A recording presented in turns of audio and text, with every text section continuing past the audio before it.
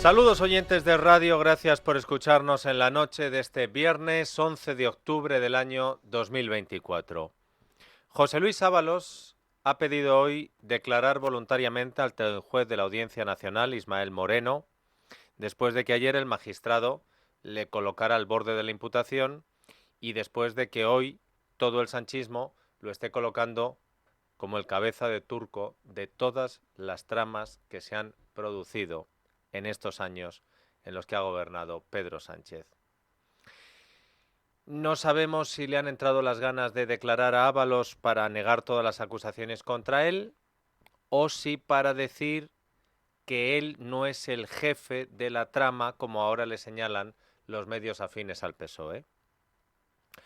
Ábalos hoy lo que ha hecho es despedirse también como colaborador del programa de televisión de Risto Mejide, y lo último que ha dicho es que la defensa de su inocencia va a ser intensa. Que en el sanchismo interpreten lo de intenso como quieran ellos.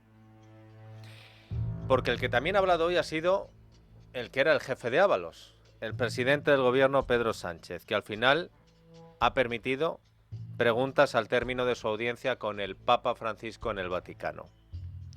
Se han permitido 3 turnos, ¿para qué más?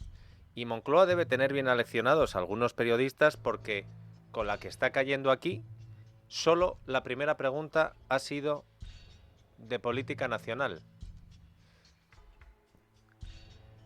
Menos mal que la pregunta ha sido buena, porque le han preguntado sobre el informe de la UCO y sobre las últimas revelaciones de la trama Coldo y sobre el viaje de Delcy Rodríguez a España. En relación con el segundo asunto, sobre el viaje, o el mejor dicho, no viaje de la vicepresidenta de Venezuela a España. Mire, la participación del Gobierno de España y la mía en particular sobre esta cuestión es la siguiente. A mí, efectivamente, el exministro Ábalos me informó de esta visita privada de la vicepresidenta Delcy Rodríguez a España, y cuando el Gobierno de España se percató de que había unas sanciones individuales a la vicepresidenta del Gobierno de Venezuela, Delcy Rodríguez, pues efectivamente se canceló esa visita. Esa es la participación del Gobierno de España. Por tanto, cualquier otra cuestión que tenga que ver con supuestas prácticas delictivas tendrán que ser las fuerzas y cuerpos de seguridad del Estado y la justicia quienes los diriman, y quien tendrán que responderlo serán precisamente aquellas personas involucradas. Aquellas personas involucradas es el eufemismo con el que se ha referido Sánchez a José Luis Ábalos. Igual que Rajoy decía, esa persona de la que usted me habla, para no tener que decir Luis Bárcenas. Sánchez habla de un no viaje de Delcy a España, a pesar de que Delcy viajó a España. Su ministra portavoz Pilar Alegría habla de no reunión con Delcy, a pesar de que hubo reunión con Delcy. La no reunión, porque no hubo ninguna reunión en el momento que el Gobierno de España tuvo conocimiento que había una sanción individual a la señora Delcy Rodríguez. Se imposibilitó, por supuesto, su permanencia aquí en España y por tanto no hubo ninguna reunión. Se dice que se ha cambiado de versión. Esta es la información que les puedo trasladar y la real. En este momento se habla de una crisis, de evitar una crisis diplomática. ¿Por qué no se explica todo? Esta es la verdad, es decir, cuando el Gobierno de España supo de esa sanción individual, actuó en consecuencia y por tanto impidiendo la celebración, lógicamente, de ningún tipo de reunión, porque saben que esa sanción individual lo que le imposibilitaba a la vicepresidenta es pisar cualquier espacio Schengen, por supuesto, entonces cualquier país de la Unión Europea. Sánchez habla de no viaje, Alegría habla de no reunión, Sánchez habla de visita privada, Alegría habla de parada técnica. Y el que directamente no habla es el ministro de Presidencia, Justicia y Relaciones de las Cortes, Félix Bolaños. ¿Por qué la UCO, algunas informaciones de este informe apuntan a que el presidente del Gobierno sabía días antes de la presencia de Delcy Rodríguez en España? ¿Por qué entonces en su momento el Gobierno dijo que no tenía constancia de este viaje? Les hemos puesto la pregunta porque a nosotros las tomaduras de pelo no nos van y la pregunta era concreta. Oiga, pero si Sánchez dijo que se había enterado mientras volaba Delcy, ¿Cómo es posible que ahora, gracias a la UCO, sepamos que Ábalos le pidió permiso 4 días antes?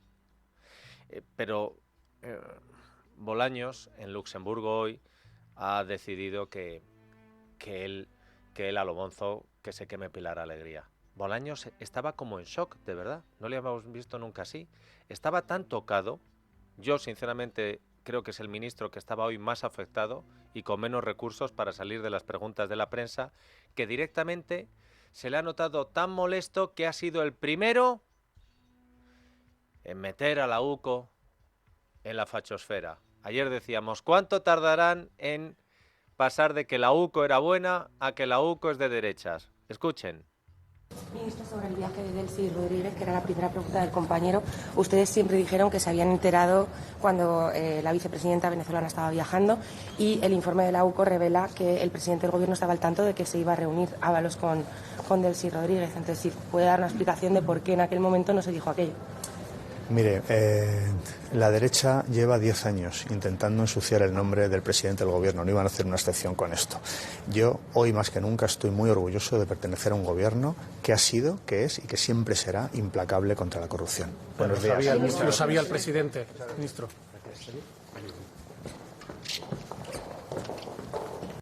Estaba desencajado. Y le preguntan por el informe de la UCO y dice la derecha. ¿Pero quién le hablaba de la derecha? ¿Quién le estaba hablando de la derecha? Le están diciendo que el informe de la UCO revela que Ábalos le mandó un mensaje 4 días antes para pedirle permiso con lo de Delcy. Y Sánchez puso, bien. Hasta 3 veces le han preguntado al ministro Bolaños por qué el gobierno dijo en su día que no tenía constancia de ese viaje. Hasta 3 veces el ministro se ha negado a responder, pero al menos no ha utilizado el otro argumentario que sí han repetido otros miembros del gobierno. A Bolaños hoy no le quedaban fuerzas. Bolaños hoy estaba desarmado y ha dicho, mira, sí me lo sé. Si sabérmelo, me lo sé, porque yo para estas cosas pues soy listo y estudio, pero yo paso. Que para que me metan luego los de la noche de radio en el montaje de cortes y salga haciendo el ridículo, pues miren. El argumentario es que, no, en cuanto nos enteramos de que había sanciones, las sanciones contra Delcy Rodríguez son de 2018. 2018. Y el viaje se produjo en 2020. Pero escuchando las declaraciones de todos los miembros del gobierno hoy, lo que está claro es que en Moncloa no saben cómo salir de esta. Porque un día les viene el viaje por un lado, el otro día le viene el teléfono por el otro día les viene una trama por allí, el otro día les viene por allá, cuando no es un rescate es un pisito. Así que a la única conclusión que han llegado es que el pato lo paga Ábalos. Es el cortafuegos que ha hecho la Moncloa en el bosque para que las llamas no lleguen al presidente del gobierno. El argumentario monclovita está escrito y todos lo repiten de carrerilla. Desde el número 1 al 2, al 3, al 4. Desde el gobierno, en cuanto ha habido un mínimo atisbo de casos de corrupción, se ha actuado con contundencia. Hemos actuado como gobierno con total contundencia. El Partido Socialista ha sido contundente. Se actuó con absoluta contundencia. Lo hicimos, lógicamente, pidiendo el acta del exministro Ábalos. Le pedimos el acta. Lo primero que pedimos y exigimos es al señor Ábalos su acta. Y en segundo lugar, lo hicimos abriendo un expediente de expulsión. Y además también se le abrió un expediente de expulsión. Ya hicimos todo lo que había que hacer. Le apartamos del partido. Absoluta colaboración con la justicia y las fuerzas y cuerpos de seguridad del Estado. Y esto es muy importante recordarlo porque en épocas pasadas no ocurrió. Y esa es la diferencia con un PP que cuando ha tenido casos de corrupción ha mirado por otro lado, ha destruido las pruebas que le pedía un juez. Y se rompía a martillazos los discos duros de los ordenadores. Que lo más importante es esa actuación por parte de un gobierno limpio. Hoy España tiene un gobierno limpio. Tendrá que ser la justicia y las fuerzas y cuerpos de seguridad del Estado quien lo determinen y tiene que haber pues una determinación de que quien la haga la pague. Cuando la justicia determine lo que tenga que determinar, que lo haya hecho, que lo pague. Que quien tenga que pagar, que lo pague. Y caiga quien caiga. Caiga quien caiga. Este último ha sido Óscar Puente, que ha añadido lo siguiente. Bueno, pues el tiempo Va poniendo las cosas en su sitio, no cabe otra. ¿Saben por qué ha dicho lo del tiempo va poniendo las cosas en su sitio? Porque Óscar Puente ha reconocido que muchos de los suyos o algunos de los suyos le han criticado por lo que le ha hecho él a José Luis Ábalos. Porque recuerden que antes de la auditoría famosa, en la que Puente hace una auditoría en el Ministerio de Transportes y dice, es que Ábalos, él fue el primero que hace 8 meses, por orden de Sánchez, sacó la cimitarra contra José Luis Ábalos. Y fue el que más le presionó, o el primero que le presionó públicamente, diciéndole que tenía que dejar el acta de diputado y devolver el carné del PSOE. ¿Recuerdan cómo justificó hace 8 meses, Todavía no había salido los informes de la UCO ni se habían conocido otras cosas, pero ¿recuerdan cómo justificó el ministro de Transportes actual, Óscar Puente, que Ábalos se tenía que alargar? Yo sí me acuerdo. Tengo el más alto concepto por José Luis, tanto personal como político, que ha sido un militante ejemplar, que ha sido y es, yo creo, un gran socialista, ha sido un gran ministro y ha sido un magnífico secretario de organización del partido. Tendría que verlo para creerme que José Luis Ábalos ha metido la mano. Y permítanme que haga una comparación que para mí es absolutamente ineludible. Josep Borrell fue candidato a la presidencia del Gobierno, iba a ser candidato a la presidencia del Gobierno en unas elecciones generales, las del año 2000. En el trance anterior a la concurrencia de las elecciones se desveló que 2 colaboradores del señor Borrell, que trabajaban en Cataluña en la inspección de Hacienda, cometieron actos ilícitos y Borrell se sintió interpelado por esos actos. Es evidente que no hizo nada que tuviera ninguna relación con lo que hicieron Huguet y Aguiar, pero sintió que la confianza que había depositado en esas personas, que había sido tan estrecha, había sido defraudada por la comisión de estos de actos de carácter de relevancia penal. Y Borrell se marchó. Y un socialista como Ábalos debería mirar el ejemplo de Borrell. Así que hace 8 meses, cuando no había informes de la UCO contra Ábalos, ni estaba a las puertas de la imputación, según la doctrina Puente, Ábalos ya tenía que dimitir porque personas de su estrecha confianza, porque un colaborador como Koldo García había sido señalado por corrupto. Y para darle más solidez al argumento, Óscar Puente puso como ejemplo la dimisión de Josep Borrell, que se fue cuando era el líder del PSOE porque 2 de sus colaboradores fueron pillados con las manos en la masa. Y Borrell se sintió interpelado por unos actos delictivos que defraudaron su confianza y Borrell dio ejemplo como socialista. Ahora que al que se señala es al propio Ábalos con sus puestas chorizadas de todo tipo, Puente se ríe y dice que el tiempo le ha dado la razón, que el tiempo pone a todo el mundo en su sitio. Pero yo no sé si Óscar Puente es consciente, o a lo mejor sí, porque aspira a ser el número 1, de que, insistiendo en esta tesis, al que está poniendo Óscar Puente en un compromiso, en un cielo aprieto, es a Pedro Sánchez. Porque vamos a ver, si Ábalos tenía que dimitir hace 8 meses porque un hombre de su confianza estaba acusado de corrupción, si Borrell hizo bien en dimitir porque 2 de sus subordinados fueron trincados en actos de corrupción, ahora que al que han cogido es a Ábalos, ¿qué tendría que hacer Pedro Sánchez? ¿O es que la doctrina Puente solo vale para Ábalos y para Borrell? Porque por esa regla de 3, el que se tiene que ir hoy es Pedro Sánchez. ¿Qué era Ábalos para Pedro Sánchez? Más que Koldo para Ábalos. ¿Qué era Ábalos para Pedro Sánchez? Más que Huguet y Aguiar para Borrell. Ábalos no solo era el secretario de organización de Pedro Sánchez, secretario general del PSOE. Ábalos no solo era el ministro de Fomento, el ministerio más potente del presidente del gobierno Sánchez. Ábalos era una pieza fundamental para el sanchismo. Y esto no lo digo yo. Nosotros, amigos y amigas, tenemos el proyecto político, tenemos los equipos, Y sin duda alguna, Chimo, no te preocupes porque José Luis Ábalos seguirá siendo una pieza fundamental del proyecto político socialista. Sin duda alguna. Pues Chimo Puig, que está ahora de embajador en la OCDE, no sé si está preocupado viendo que ya no lo es. Pero es que Ábalos no solo era el secretario de organización de Pedro Sánchez, no solo era el ministro de Fomento de Pedro Sánchez, no solo era una pieza fundamental para el sanchismo de Pedro Sánchez. Ábalos... Gracias a José Luis, que todos los que estamos aquí vamos a escribir las mejores páginas del futuro de nuestro país. Pues las mejores, no sé, pero que gracias a José Luis Ábalos se están escribiendo páginas y páginas de periódicos con las tramas sanchistas, eso es un hecho.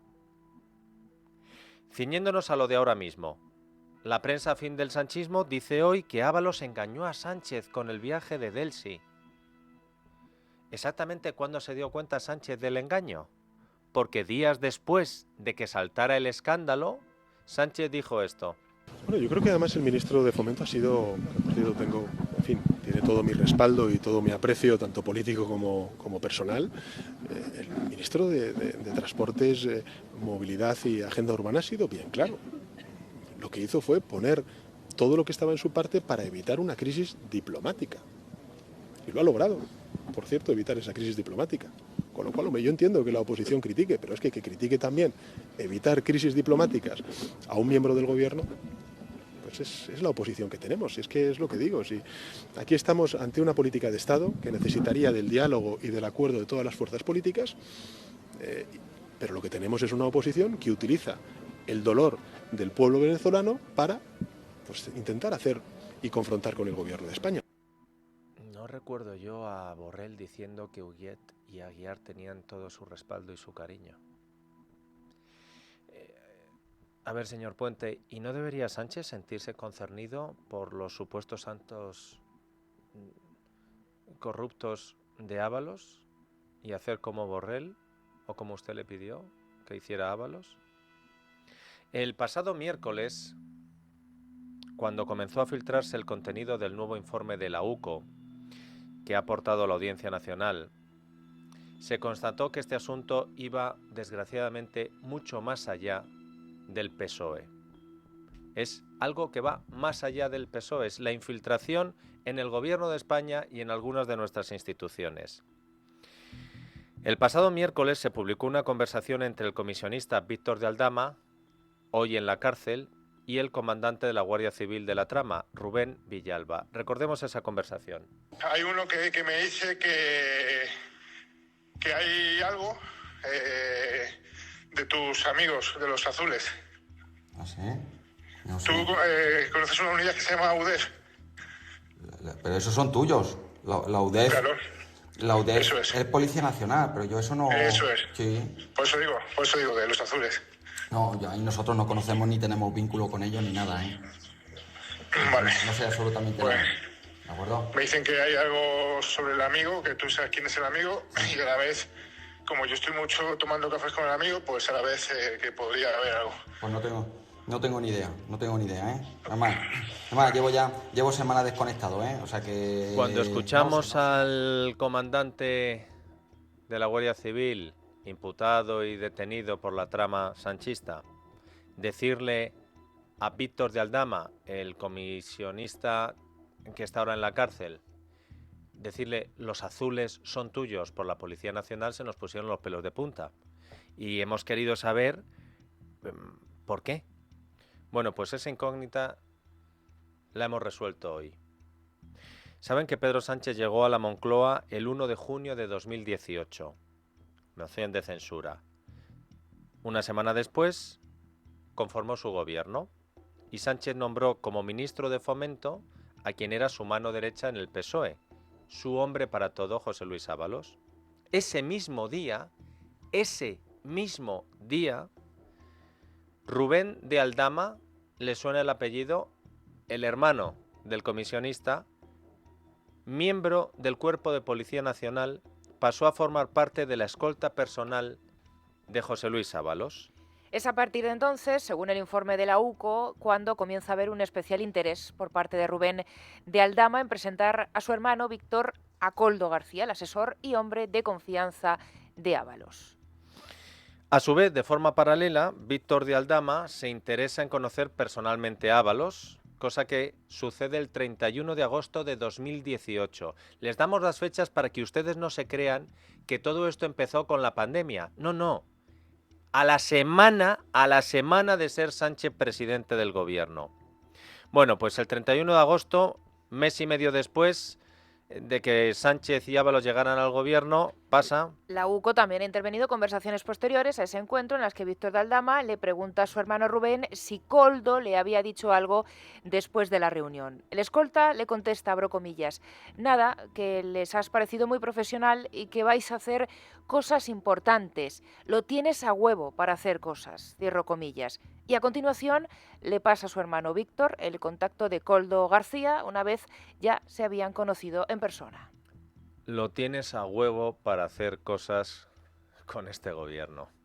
Esta sería el primera de muchos encuentros en los que Aldama fue generando la confianza primero de Koldo y luego de Ábalos. Aldama se muestra tan confiado de cómo van las cosas que el 11 de septiembre de ese año 2018, solo 2 meses y medio después de que Pedro Sánchez llegara a la Moncloa, el comisionista hace alarde de su influencia en las altas esferas del gobierno de España ante un político y empresario mexicano de nombre Pedro Aces. En esa conversación incautada por la UCO, Aldama le dice a su contacto mexicano, abro comillas, hermano, tengo aquí armado muchas cosas y con el nuevo gobierno lo que se quiera.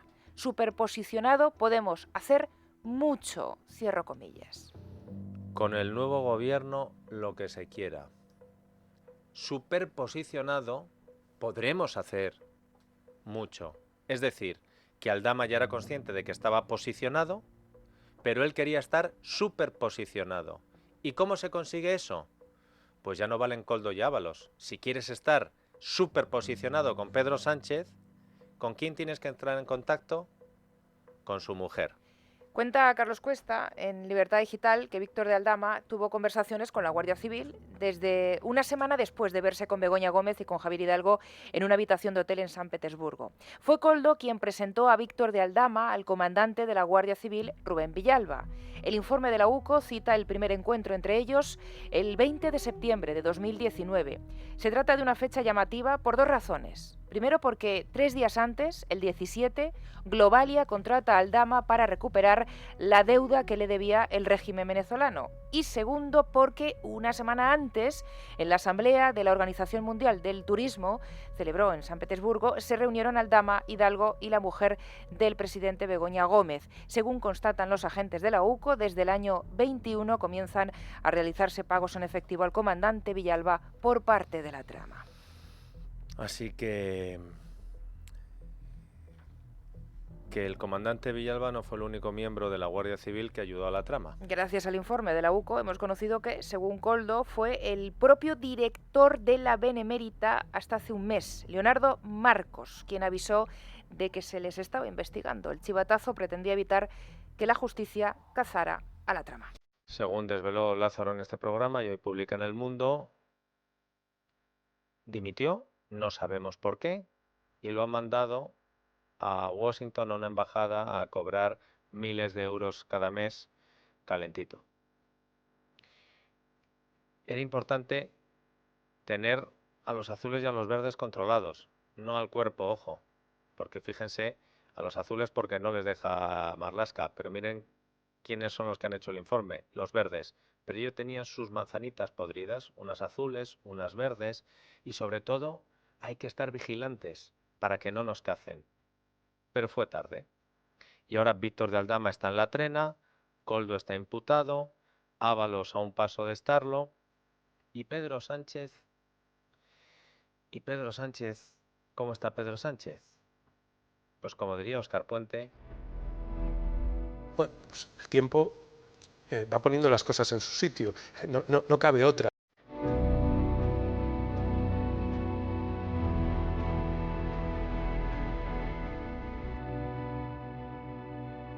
La noche de Dieter, con Dieter Brandau, en Es Radio.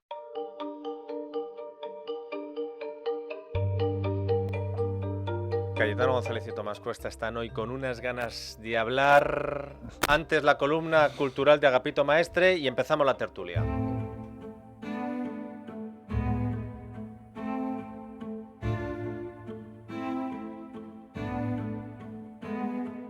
Pido la paz y la palabra. Tenía que escribir sobre la hispanidad. Celebramos la hispanidad. Pero no pude. Me fui al Museo del Prado y vi dos cuadros de Velázquez, Menipo y Esopo, el fabulista y el filósofo cínico. Se miran frente a frente. Menipo, con sonrisa socarrona, mira de reojo a su interlocutor y calla. Pero Esopo, con una cierta dejadez en su vestir y una mirada triste, parece decirnos: no se detengan, pasen rápido a los grandes cuadros de Velázquez. Nosotros estamos aquí para observar, callar y de vez en cuando constatar con nuestras miradas que esto no hay Dios que lo cambie. Menipo y Esopo no hacen nada, simplemente son. Menipo II, que se ahorcó después de perder su fortuna, es el escepticismo. Es captado por Velázquez con la sonrisa silenciosa, o sea, escéptica, del que sabe que la vida no es otra cosa que firmeza.